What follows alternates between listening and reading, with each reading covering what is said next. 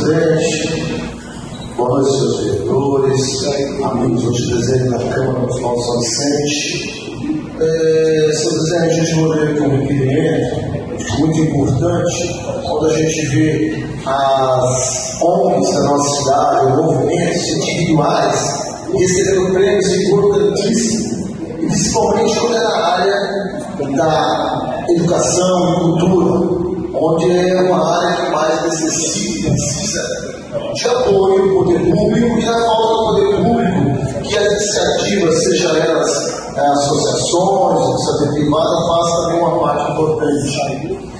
Foi com muita satisfação que soubemos a conquista do primeiro lugar do prêmio Construindo a Nação, pelo projeto Núcleo Gleba de Comunicação, Mediatização Sem Fronteiras da Associação Cultural e Social Lisete de Souza Freitas, em parceria com a Escola Municipal do Ensino Fundamental Raul Rocha do Amaral.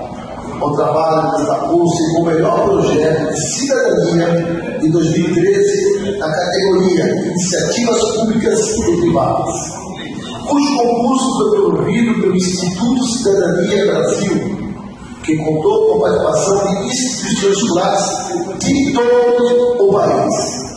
Pela iniciativa, os alunos realizam entrevista com a comunidade, contribuindo para melhorar a escrita e a comunicação verbal, em cumprimento ao trabalho realizado na sala de aula. Trata-se de medida louvável que tem o objetivo aproximar o aluno da comunidade onde vive, de forma a conscientizá-lo dos maiores problemas locais, incentivá-lo a implementar ações que busquem soluções viáveis, além de valorizar o papel do educador no processo de formação do aluno como cidadão.